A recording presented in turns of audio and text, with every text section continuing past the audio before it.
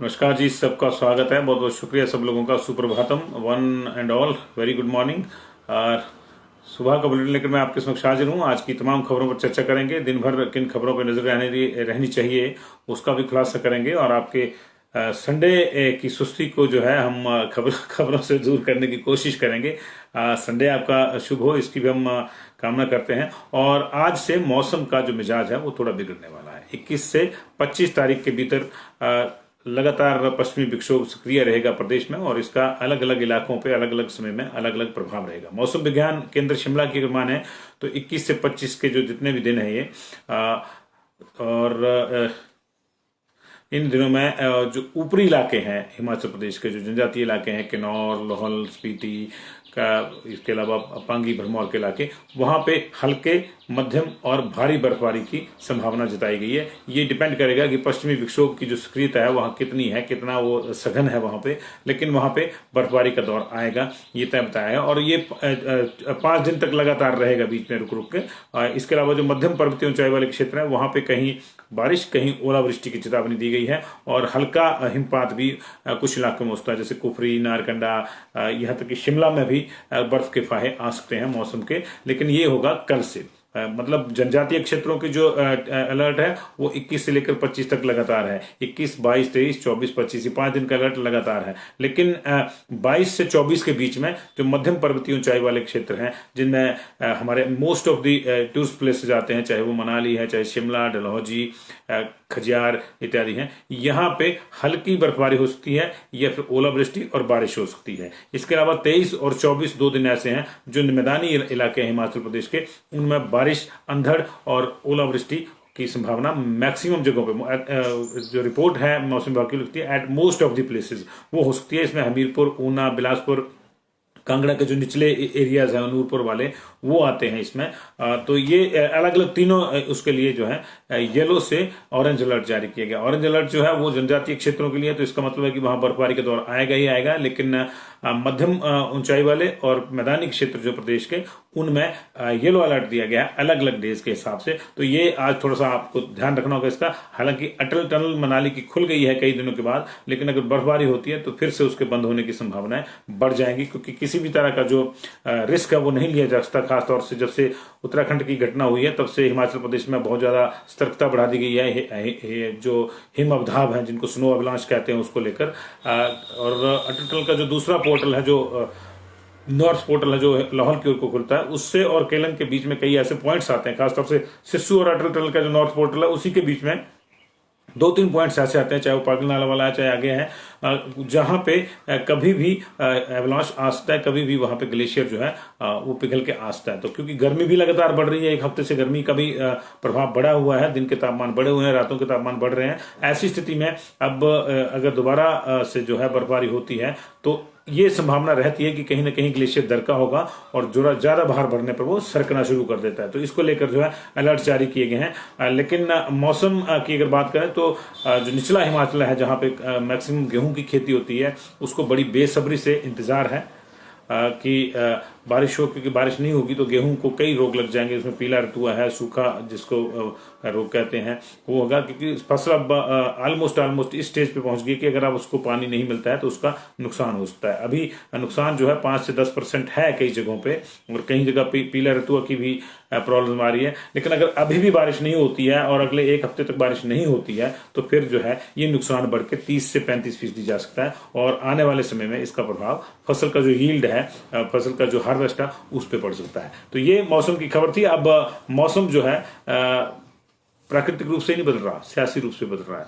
आपने देखा धर्मशाला में 3 दिन तक बीजेपी ने महामंथन किया, और उसके बाद बीजेपी में कुछ चीजों को लेकर हड़कंप मच गया है। एक तरह से जब बीजेपी के सह प्रभारी संजय टंडन ने और प्रभारी अविनाश राय खन्ना ने विधायकों के रिपोर्ट कार्ड की बात जिस मुखरता से मीडिया में कही है, वो अपने आप में तमाम लोगों को चिंता में डाले हुए, बीजेपी के लोगों को, खासतौर से विधायकों को, जो लोग मजे ले रहे थे अब तक, जो जैसे कि नड्डा जी ने भी कहा था कि जगन्नाथ का रथ ही खींच रहे थे, हाथ लगाया हुआ था, रथ चल रहा है और कह रहे कि हम भी खींच रहे हैं। तो ऐसे लोगों के लिए अब जो है परेशानी हो सकती है। उनकी रिपोर्ट मांगी गई है। अविनाश राय खन्ना ने पहले भी कह दिया था पिछली बारी भी कि ये रिपोर्ट कार्ड जो है विधायकों की वो मांगी जाएगी और उसको असेस किया जाएगा। तो अभी विधायकों को अपना रिपोर्ट कार्ड के लिए कह दिया गया। उधर मुख्यमंत्री जयराम ठाकुर ने भी ये इस चीज को एंडोर्स किया है कि विधायकों का और मंत्रियों का भी, उन्होंने ये भी कहा है कि मंत्रियों का भी रिपोर्ट कार्ड जांचा जाएगा, उनको अपनी परफॉर्मेंस दिखानी होगी, अन्यथा चिंता हो जाएगी। हालांकि उन्होंने ये कहा कि अब मंत्रिमंडल में ना तो कोई फेरबदल होगा, ना किसी के विभागों की निकट भविष्य में कोई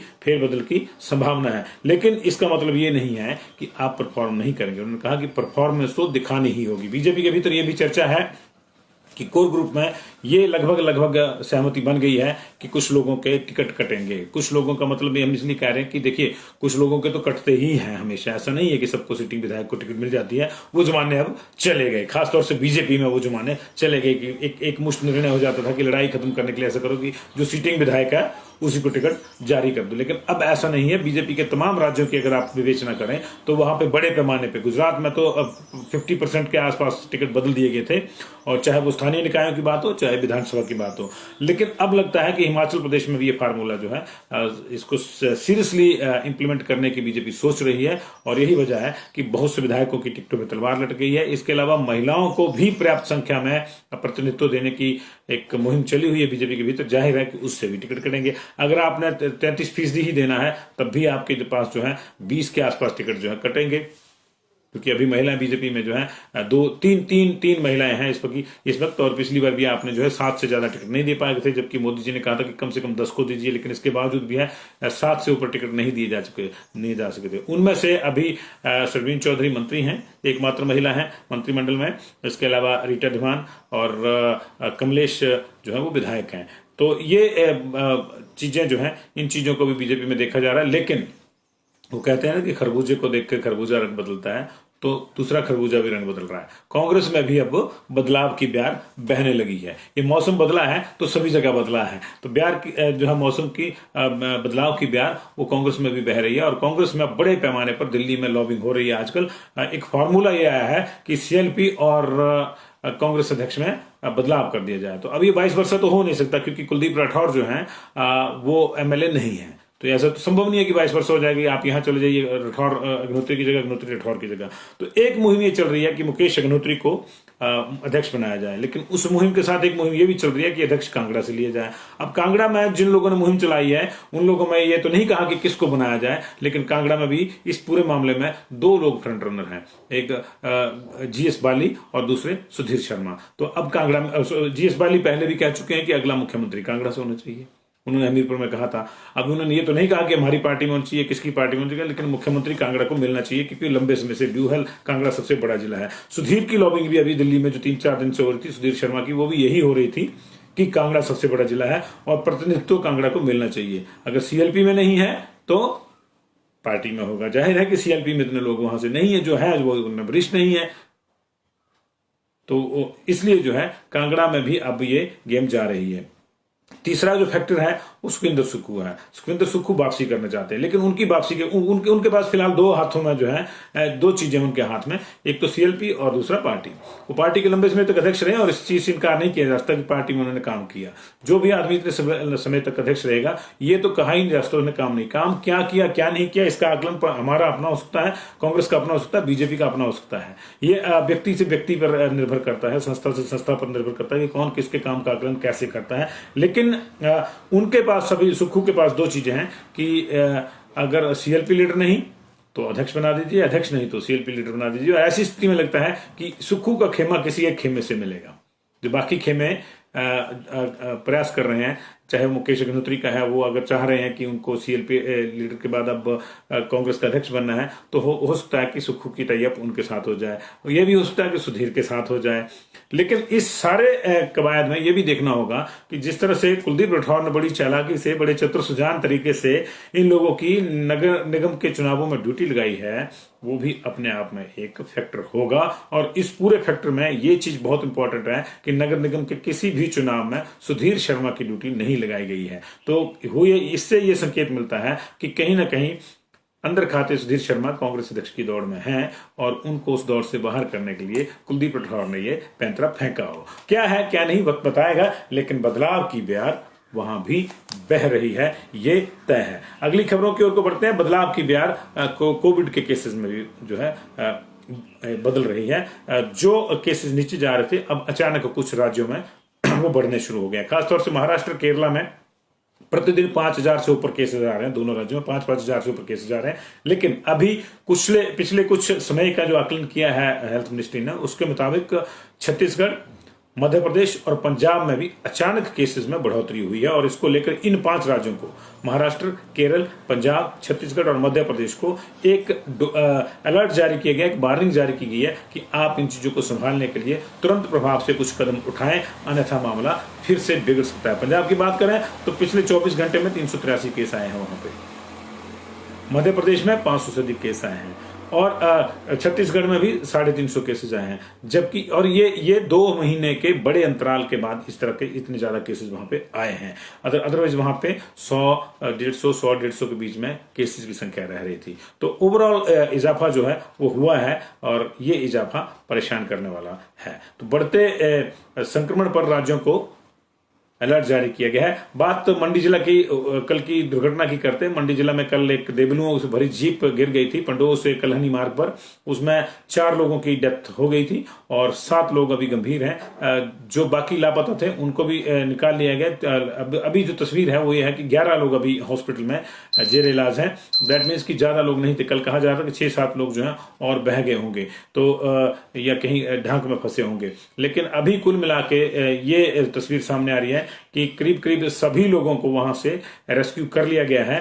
और हालांकि फाइनल रेस्क्यू जो है अभी सुबह भी किया जा रहा था, तो उसकी अभी डिटेल हमारे पास नहीं आ रही है। लेकिन ये तय था कि करीब मैक्सिमम लोगों को वहां से रेस्क्यू कर लिया गया है। और उसमें जो है 11 लोग हॉस्पिटल में है इस समय। मुख्यमंत्री जयराम ठाकुर व्यक्तिगत रूप से अब से थोड़ी देर में मंडी जाकर घायलों का हाल पूछने वाले हैं, क्योंकि एक तो उनके इलाके से जुड़ा मामला है, इस राज्य का मामला था, और दूसरा वो मंडी हॉस्पिटल में जाकर व्यवस्थाओं का जायजा लेंगे कि क्या चीजें जो है वहां पे की जा रही हैं या अगर कोई कमी है तो उसको किया जाएगा। तो वो मंडी का दौरा उनका जो है इन लोगों से इस घटना के बाद का है। भीषण दुर्घटना थी ये।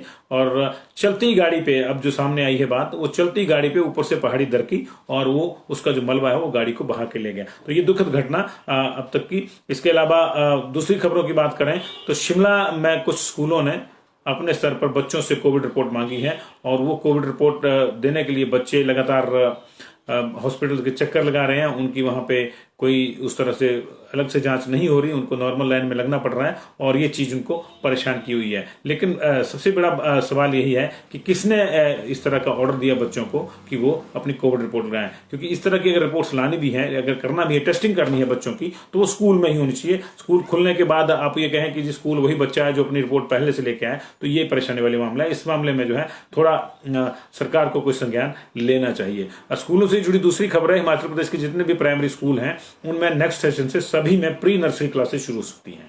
इसके कई फायदे होंगे। एक तो निजी स्कूलों की जो आपकी सोच है आम जनता की कि वहीं पे पढ़ाएंगे, प्री नर्सरी में भेजेंगे, वो निजी स्कूलों को टक्कर देगा ये कदम। और दूसरा, बहुत से लोग जो है ट्रेंड नर्सरी टीचर की ट्रेनिंग करके आए हैं, उनके लिए भी पोस्टें ये खुल जाएंगी प्री प्राइमरी कक्षाओं के लिए। और ये खुलनी चाहिए उनके लिए, क्योंकि वो ट्रेंड नर्सरी टीचर जो है उनको यहाँ एडजस्ट करना चाहिए। तो ये हो रहा है। 840 स्कूलों में अभी क्लासेस लगी हैं, उसमें 45,000 बच्चे एनरोल भी हैं। ऐसी स्थिति में ये सबसे बेस्ट आंकड़ा है पूरे देश में, हिमाचल प्रदेश का। और अब केंद्र सरकार भी इससे उत्साहित है और उन्होंने एक रिपोर्ट मांगी है कि क्यों न सभी स्कूलों में इसको शुरू किया जाए, और अगर करना है तो क्या क्या खर्चे रहेंगे, क्या क्या चीजें रहेंगी, उन सारी चीजों की जो डिटेल प्रोजेक्ट रिपोर्ट है वो मांगी गई है जी। तो ये